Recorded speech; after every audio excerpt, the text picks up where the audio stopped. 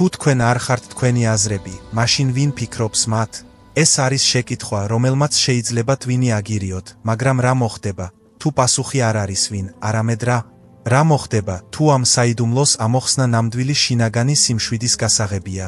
დარჩით ჩვენთან, რადგან ბუდიზმს აქვს რამდენიმე განსაცვიფრებელი შეხედულება, რომელმაც შეიძლება შეცვალოს ყველაფერი, რაც თქვენ იცოდით საკუთარი გონების შესახებ. თავი პირველი. აზრებისა და აზროვნების საიდუმლო.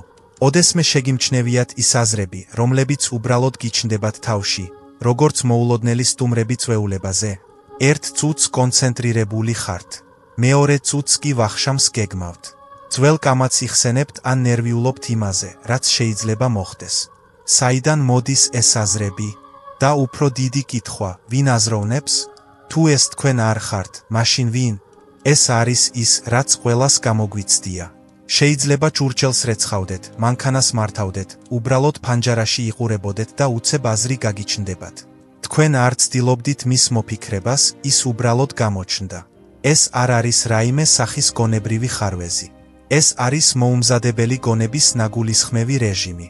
ბუდიზმი ამას ძლიერ ახსნას სთავაზობს, დამოკიდებულ წარმოშობას. ეს არის ძირითადი სწავლება და ის უბრალოდ ნიშნავს, რომ ყველაფერი გამომდინარეობს მიზეზებიდან და პირობებიდან. ყოველ აზრს აქვს გამომწვევი, მაშინაც კი, თუ ჩვენ ამას ვერ ვაცნობიერებთ. ეს შეიძლება იყოს შეგრძნება, გრძნობა, მოგონება, ურთიერთდაკავშირებული მოვლენების მთელი ქსელი. ერთი რამ მეორეს იწვევს. გსურთ ნახოთ ეს მოქმედებაში. მოდით ვცადოთ რაღაც შემდეგი 10 წამის განმავლობაში. შეეცადეთ იწინასწარმეტყველოთ თქვენი შემდეგი აზრი. დახუჯეთ თვალები. მიდით, შეძელით. ჩემი ვარაუდით, არა. მცდელობამ მისი წინასწარმეტყველება მთლიანად შეცვალა პირობები. ეს მარტივი სავარჯიშო მიუთითებს ფუნდამენტურ ბუდისტურ იდეაზე. მუდმივი კონტროლის მქონე მეს არარსებობაზე ანატა. ბუდა, როდესაც ბოდჰის ხის ქვეშ იჯდა, ღრმად აკვირდებოდა საკუთარ გონებას. მაჯჰიმა ნიკაია აღწერს მის ღრმა შეხედულებებს ცნობიერების ბუნებაზე. ის ხედავდა აზრებს, რომლებიც ამოდიოდნენ და ეცემოდნენ, როგორც ტალღები, ყოველგვარი მუდმივი მოაზროვნის გარეშე, რომელიც ძაფებს ათრევდა. და ჩვენ ყველას განვიცდით ამ შინაგან ხმას. ამ მუდმივ გონებრივ ჯორაობას ბუდისტები მაიმუნის გონებას უწოდებენ. მოუსვენარი, ყოველთვის ერთი რამიდან მეორეზე ხტუნაობს. იფიქრეთ იმაზე, თუ რა სახის აზრები ავსებს თქვენს გონებას. ვახშმის დაგეგმვა. გახსენება დავკეტე თუ არაკარი, განსჯა. მათ ეს არ უნდა გაეკეთებინათ. ნერვიულობა, რა მოხდება, თუ წარუმატებლობას განვიცდი? მხოლოდ ამ ნიმუშების გაცნობიერება უზარმაზარი პირველი ნაბიჯია. აზრების ეს მუდმივი ნაკადი შეიძლება გადამეტებული იყოს. მაგრამ ის ასევე რაღაც მნიშვნელოვანს ამჟღავნებს ჩვენი გონების ბუნების შესახებ. ის ქმნის განცდას, რომ მთელი ამ აზროვნების ცენტრში დგას მყარი მე. ჩვენ შეცდომით ვუიგივებთ საკუთარ თავს აზროვნების პროცესთან და გვჯერა, რომ მის მიღმა მუდმივი მე დგას. მაგრამ რა მოხდება, თუ ეს მე უბრალოდ კიდევ ერთი აზრია ნაკადში? რადგან აზრები არამუდმივია.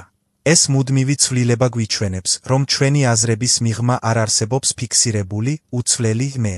ეს მდინარეს ჰგავს, რომელიც მუდმივად მიედინება, არასოდეს არის იგივე, ერთი მომენტიდან მეორეზე. წყალი არასოდეს არის იგივე. დინებები მუდმივად იცვლება. ისევე როგორც ჩვენი აზრები, ერთი აზრი მეორეს იწვევს. ჯაჯვური რეაქცია. აზრი სამსახურზე იწვევს შეშფოთებას დედლაინის შესახებ, რაც იხსენებს წარსულ შეცდომას, რაც შფოთვას იწვევს. ეს არის მიზეზ შედეგობრიობის პრინციპი მოქმედებაში. აი, რა უნდა გახსოვდეთ. აზრების ძალდატანებით შეჩერება იგივეა, რაც მდინარის შიშველი ხელებით შეჩერება. ეს მხოლოდ უფრო მეტ არეულობას ქმნის. რაც უფრო მეტად ცდილობთ გონების კონტროლს, მით უფრო ქაოტური შეიძლება გახდეს ის. მაშ რა მოხდება, თუ დინების წინააღმდეგ ბრძოლის ნაცვლად უბრალოდ დააკვირდებით მას? სწორედ აქ შემოდის სატი, ყურადღება. სატიპათანა სუტა, ძირითადი ტექსტი ყურადღების მედიტაციისა და ბუდიზმის შესახებ, გვაძლევს ნათელ მითითებებს, თუ როგორ განვავითაროთ ეს მიუკერძოებელი ცნობიერება. ეს გულისხმობს ყურადღების მიქცევას თითოეული მომენტისთვის ისე, რომ არ გაგვატაცოს. როდესაც თქვენ უბრალოდ აკვირდებით თქვენს აზრებს მათი განსჯის ან მათ ისტორიებში ჩართვის გარეშე, რაღაც იცვლება. თქვენ ქმნით მცირე სივრცეს. თქვენ იწყებთ იმის დანახვას, რომ თქვენ არ ხართ თქვენი აზრები. თქვენ ხართ ის ცნობიერება, რომელიც აკვირდება მათ.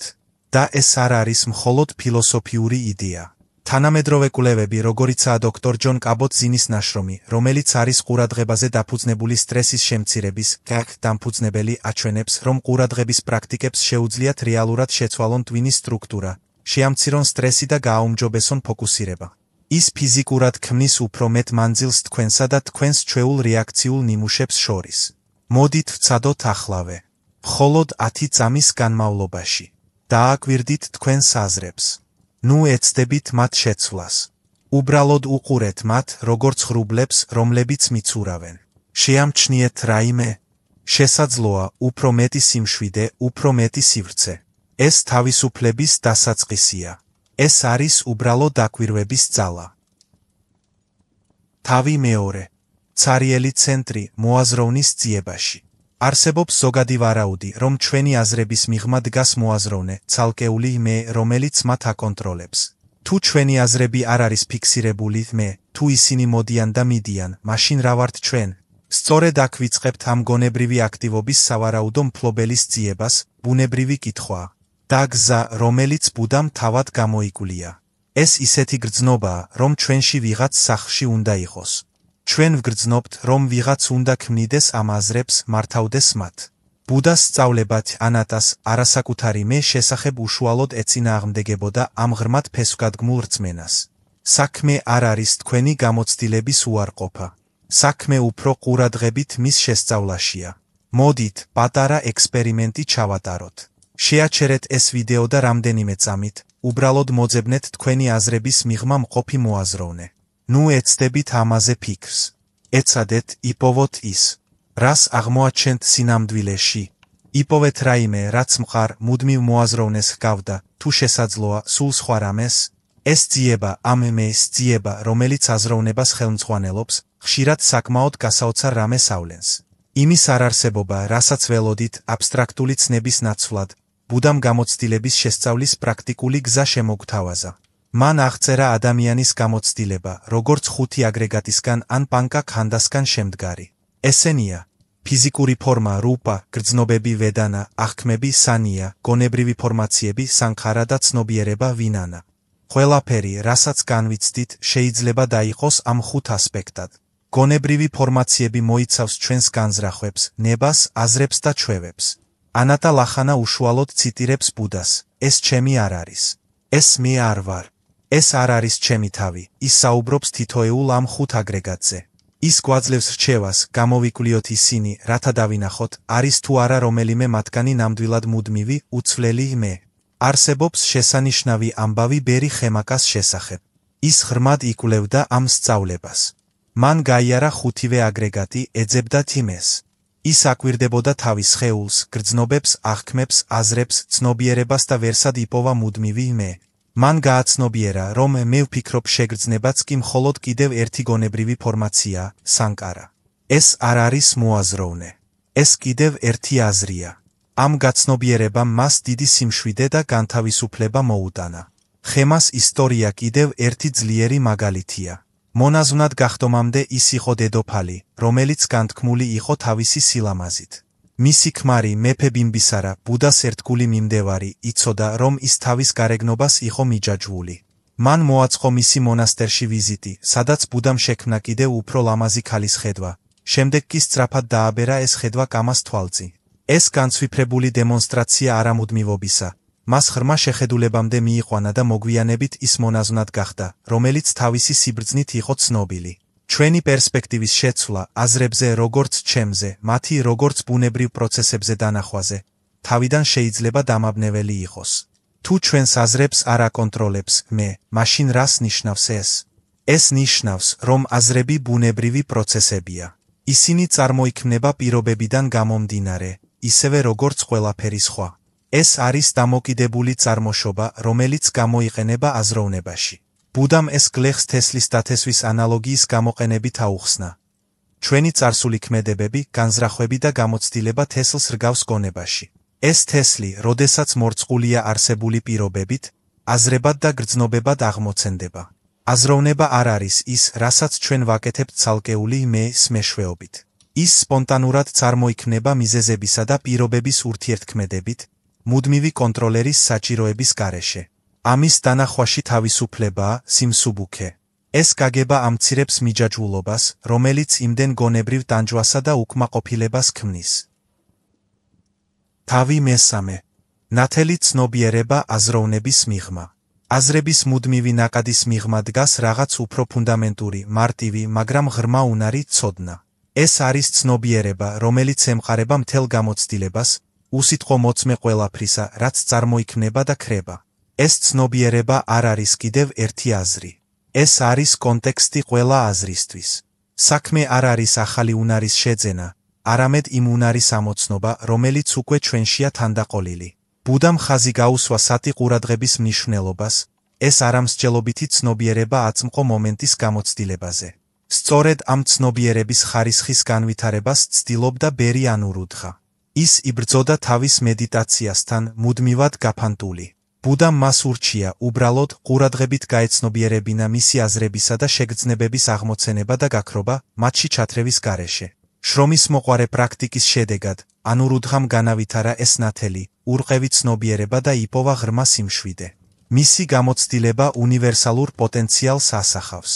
პოტენციალს, რომელსაც თანამედროვე მეცნიერება სულ უფრო მეტად აღიარებს. ნეირომეცნიერება აჩვენებს, რომ twins აქვს საკუთარი აქტივობის დაკვირვების ბუნებრივი უნარი, ჩაშენებული უნარი, ცნობიერების ფუნდამენტური ასპექტი. წარმოიდგინეთ სარკე, რომელიც ასახავს ყველაფერს, რაც მის წინაშე ჩნდება, არ იცვლება ანარეკლებით. ეს თანდაყოლილი დაკვირვების უნარი საშუალებას გვაძლევს განვიცადოთ სიცხადის ეს მომენტები. გაითვალისწინეთ ის ხანმოკლე მომენტები, როდესაც მოაზროვნე გონება წყნარდება, შესაძლოა სუნთქვებს შორის, წყნარ მედიტაციაში ან როდესაც ღრმად ვართ ჩაფლული რაიმე სასიამოვნოში. ამ მომენტებში ჩნდება შინაგანი სივრცის შეგრძნება. ბუდა ხელს უწყობდა ჯეჰანას, მედიტაციური ჩაღრმავება, პრაქტიკას, კონცენტრაციის ღრმა მდგომარეობებს, რომლებიც აერთიანებს და ამშვიდებს გონებას. ამ გონებრივი სიცხადის ხანმოკლე ქფ-იც კი გვაღვიძებს ამ პოტენციალზე. გონება შეიძლება შევადაროთ უზარმაზარ ღიაცას. აზრები, გრძნობები, შეგრძნებები, ისინი ღრუბლებს ჰგავს, რომლებიც გადიან. ღრუბლები მოდიან და მიდიან. მაგრამ ცა თავად რჩება შეუცვლელი, ფართო და ნათელი. ეს ტრადიციული ბუდისტური მეტაფორა ლამაზად ასახავს ცნობიერებასა და ცნობიერების შინაარს შორის ურთიერთობას. ამ სივრცის ამოცნობა არის ის ადგილი, სადაც პოულობთ თავისუფლებას მოაზროვნე გონების ტურბულენტობისგან. და ეს სივრცე არ არის цаრიელი. მას აქვს მკაფიო თვისება. ეს ცნობიერება არ არის ინერტული. მას აქვს თანაბარზომიერების ხარისხი, დაბალანსებული, თანაბარი ყურადღება, რომელიც არ იჭერს მიზიდულობასა თუ ზიზღში. თანაბარზომიერება 1-1-4 ბრაშმავიხარადან ამაღლებული მდგომარეობა, ბუდამ ასწავლა, როგორც განთავისუფლების ძირითადი თვისება. ამ ძველ სიბრძნეს სულ უფრო მეტად ამყარებს თანამედროვე კვლევები. კვლევები აჩვენებს, რომ თანაბარზომიერებაში ვარჯიში ცვლის ტვინის რეაქციას ემოციურ სტიმულებზე. ამცირებს რეაქტიულობას და ქმნის შინაგან სივრცესა და სტაბილურობას. ეს დაბალანსებული ცნობიერება. ეს უნარი ვიღოთ აწმყოში ყველაფერთან, რაც წარმოიქმნება, გაუცნობიერებლად ჩათრევის გარეშე, შინაგანი სიმშვიდის არსია. საქმე არ არის აზრების შეჩერება, არამედ მათთან ჩვენი ურთიერთობის შეცვლა. თავი მეოთხე. ამ გაგებით ცხოვრება. როგორ მოვახდინოთ ამ აზროვნების პროცესის გაგების ინტეგრირება ჩვენს ყოველდღიურ ცხოვრებაში? საქმე ეხება ჩვენს აზროვნებასთან უფრო გონივრული ურთიერთობის განვითარებას, ყურადღებიანი ჩართულობისა და არა მუდმივი ბრძოლისას. ბუდას არასოდეს უთქვამს, რომ აზრები მთლიანად უნდა აღმოფხრათ. მას ესმოდა, რომ აზროვნება აუცილებელი და ღირებული ინსტრუმენტია. როგორ ვგეგმავთ, ვსწავლობთ, ვქმნით და ვმოქმედებთ მსოფლიოში. მთავარია, აზრები გონივრულად გამოვიყენოთ, მათ მიერ კონტროლირებადობის გარეშე. მან გვასწავლა იონისოს შესახებ. მანას იკარა გონივრული ყურადღება, ყურადღების მიქცევა ისე, რომ მივყავართ გაგებამდე და განთავისუფლებამდე, ნაცვლად დაბნეულობისა და ტანჯვისა.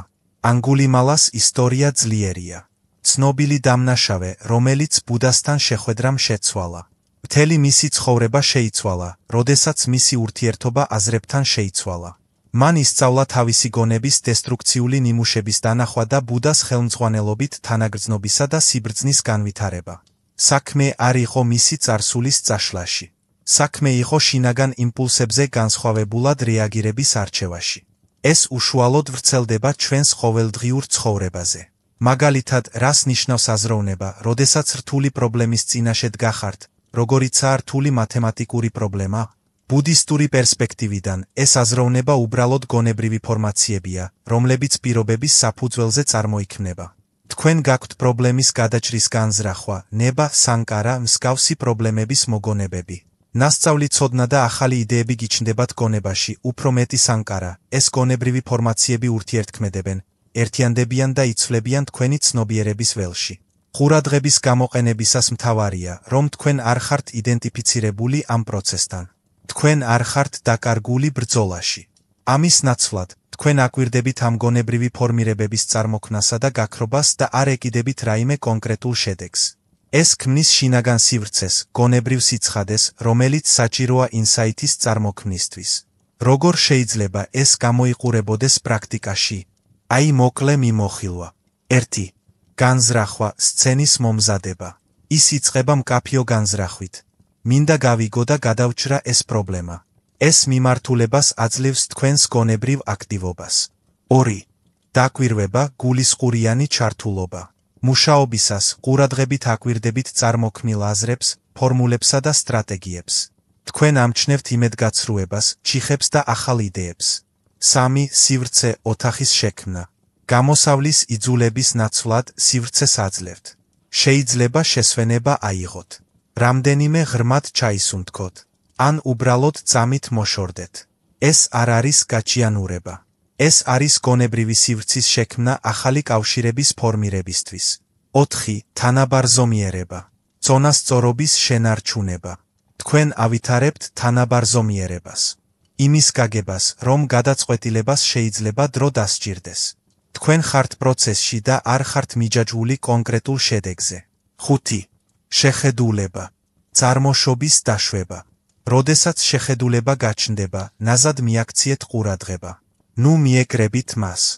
ეს საშუალებას აძლევს შეხედულებას სრულად განვითარდეს და გაცნობოთ თქვენი გაგება. ალაგადუპამა სუტაში. ბუდამ მოყვა რაფტის იგავი. რაფტი სასარგებლოა მდინარის გადასაკვეთად, მაგრამ როგორც კი მიაღწევთ მეორე ნაპირს, მას თან არ ატარებთ.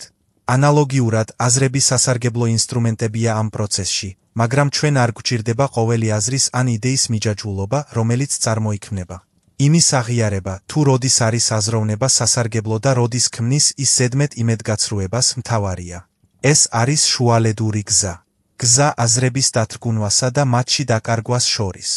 შეგვიძლია დავიწყოთ მცირე, მარტივი ნაბიჯებით ამ ცნობიერების გასავითარებლად. როცა სტრესს გრძნობთ, რამდენიმე შეგნებულად ჩაისუნთქეთ და უბრალოდ დააკვირდით შეგრძნებებს თქვენს სხეულში. როცა გადატვირთული ხართ, თავშესაფარი იპოვეთ ცნობიერებაში, რომელიც შეიცავს აზრებსა და გრძნობებს. დროთა განმავლობაში ყურადღების ეს მცირე მომენტები ღრმა ცვლილებებს ქმნის, რაც საშუალებას გვაძლევს სრულად ვიყოთ აწმყოში. ჩვენ დავიწყეთ შეკითხვით.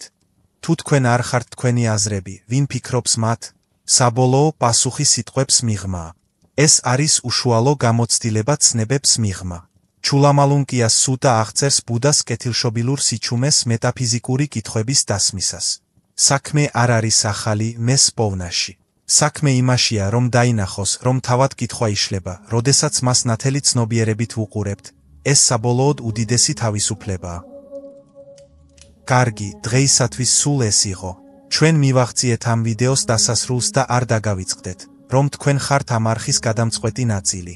თავისუფლად გააზიარეთ თქვენი აზრები კომენტარების განყოფილებაში. თუ არ ხართ დარწმუნებული, რა დაწეროთ, უბრალოდ ჩაწერეთ 100. გარდა ამისა, თუ ახალი ხართ და ჯერ არ გამოგიწერიათ არხი, გახსოვდეთ გამოიწეროთ არხი და დააჭიროთ ზარის ხატულას, რათა არ გამოტოვოთ არც ერთი სასარგებლო ინფორმაციული ყოველდღიური ვიდეო. გმადლობთ ყურებისთვის.